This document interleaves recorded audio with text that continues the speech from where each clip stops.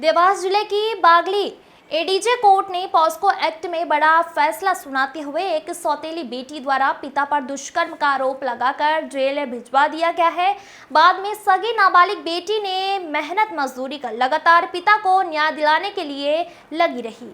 बागली थाना अंतर्गत फरवरी 2021 में पीड़िता ने सौतेले पिता पर दुष्कर्म का आरोप लगाते हुए पुलिस में केस दर्ज करवाया था। इसमें बताया था कि सौतेला पिता 10 साल से दुष्कर्म कर रहा था। पुलिस पॉक्सो एक्ट और दुष्कर्म की धारा में केस दर्ज कर आरोपी को जेल भेज दिया था। इस मामले में आरोपी की सगी नाबालिग ने पिता को झूठे केस में बाहर निकालने के लिए लोगों के घरों में झाड़ू पोछा किया और मजदूरी भी की। 6,500 रुपए इकट्ठा कर इंदौर हाई कोर्ट में जमानत की अपील की। बागली एडीजे कोर्ट में विचारण में पीड़िता, पुलिस, डॉक्टर और परिजन सहित 12 गवाहों के बयान हुए। जब मेडिकल परीक्षण हुआ तो पीड़िता ने बताया कि अक्टूबर 2020 में मुझे 24 माह का गर्भ था, लेकिन डॉक्टरों ने जब सुक्षमता से जांच की तो पता चला कि 24 माह का गर्भ सितंबर 2020 में होगा। यहीं से पूरी कहानी बदल गई। बाद में नवजात शिशु और आरोपी के डीएनए की जांच करवाई गई तो रिपोर्ट नेगेटिव आई। वहीं पीड़िता ने जिस घर को घटना स्थल बताया था वहां 15 बाय 15 एकमात्र कमरा है जिसमें 7 सदस्य रहते हैं। इतने छोटे से कमरे में 10 साल से दुष्कर्म करने और अक्टूबर 2020 में आखिरी बार दुष्कर्म करने की घटना की जानकारी मां अन्य 4 भाई बहन को नहीं थी। इसका उल्लेख कोर्ट ने अपने आदेश में किया है। कोर्ट ने कहा किसी भी के संबंध में यह स्वीकार योग्य नहीं है कि उसकी बेटी के साथ दुष्कर्म जैसा घृणित अपराध होने पर भी वह चुप रहेगी। उधर आरोपी की ओर से तर्क था कि पीड़िता 2018 में घर से चली गई थी, जिसकी गुमशुदगी की रिपोर्ट आरोपी पिता ने ही दर्ज करवाई थी। 29 जनवरी 2021 को वापस भाग गई थी, जिसकी भी रिपोर्ट पिता ने दर्ज कराई थी। इस दौरान पीड़िता ने 1 फरवरी 2021 को शादी कर ली थी। इसके बाद बागली थाने पर बयान देकर अपने पति के साथ चली गई थी। बाद में पति और सास के साथ थाने आकर पिता के खिलाफ दुष्कर्म की रिपोर्ट दर्ज करवाई थी। पीड़िता की शादी से आरोपी पिता राजी नहीं था, जिससे पीड़िता अपने सौतेले पिता से नाराज थी। इन सभी परिस्थितियों, मेडिकल रिपोर्ट, घटना के संबंध में पीड़िता के कथन विश्वसनीय नहीं होने पर आदि के आधार पर कोर्ट ने आरोपी पिता को कबारी कह दिया। पीड़िता के पिता की पहले ही मृत्यु हो चुकी थी। जब पीड़िता 8 माह की थी तब आरोपी ने पीड़िता की मां से विवाह किया था। शादी के बाद उसके पीड़िता के अलावा 4 बच्चे और हुए।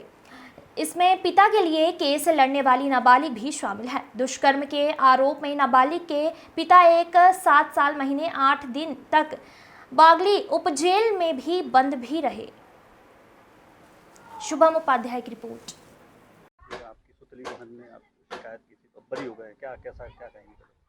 मेरी सौतेली बहन ने मेरे पिता पर दुष्कर्म का आरोप लगाया था, जिसकी वजह से मेरे पिताजी 1 साल 17 महीने जेल में रहे और मैंने घर की सारी जिम्मेदारी निभाई और सब भाई बहनों का ध्यान रखा और फिर मैंने मेहनत करी। पापा को जेल से जमानत करवाई। क्या करना पड़ा? मतलब आपने क्या झाड़ू पोछा बर्तन भी करना पड़ा? झाड़ू पोछा बर्तन सब किया उनके लिए और मेहनत भी करी खेत में जाके। और फिर जो है हाई कोर्ट जमानत के लिए भी पैसा इकट्ठा किया था आपने? हाँ, हाई कोर्ट में जमानत के लिए भी पैसे लगाए। अब कैसा लग रहा है पिता चूंकि अब पापा आरोप से बरी हो गए तो अच्छा लग रहा है।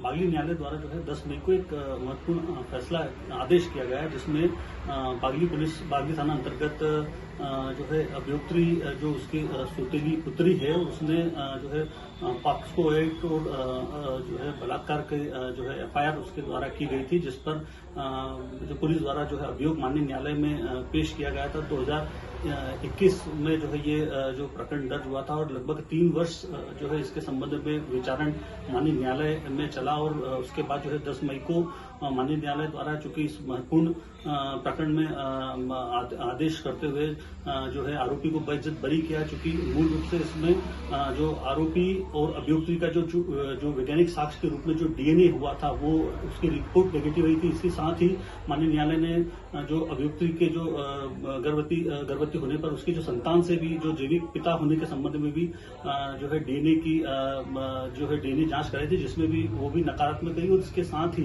क्योंकि इस प्रस्तुत प्रकरण में जो अभियुक्त द्वारा जो आरोप लगाए गए थे कहीं न कहीं साबित न होने के कारण जो है पिता को जो है पूरे प्रकरण से बाइज्जत बरी किया। और साथ ही इस प्रकरण जो 3 वर्ष लगभग चले इस प्रकरण में जहां एक और सुतेली पुत्री ने जो है आरोप लगाई थी, वही जो ब्लड रिलेशन की जो आरोपी की जो दूसरी पुत्री थी वो लगातार पूरे प्रकरण में पिता को न्याय दिलाने के लिए 3 वर्ष तक लगातार लगी रही। चूंकि जब एडीजे कोर्ट से जब उसका आरोपी का जमानत आवेदन खारिज हो गया तो ऐसे में इंदौर हाईकोर्ट में जब जमानत अपील होनी थी तो उसके लिए जो है उसने झाड़ू पोछा और बर्तन मांज कर जो है पैसा एकत्रित किया और पिता को जो है 1 वर्ष 7 माह के चूंकि वो जेल में था उसे वहां से छुड़ाया और 3 वर्ष चले इस विचारण में जो है महत्वपूर्ण फैसला सुनाते हुए उसमें जो है माननीय न्यायालय ने आरोपी को बरी किया है। और कहीं न कहीं उस जो जहां पर एक पुत्री जो सौतेली पुत्री थी वो उसके आरोप से जो है पिता जो है बरी हुआ और कहीं न कहीं जो ब्लड रिलेशन की जो पुत्री का संघर्ष था वो कहीं न कहीं सफल हुआ है।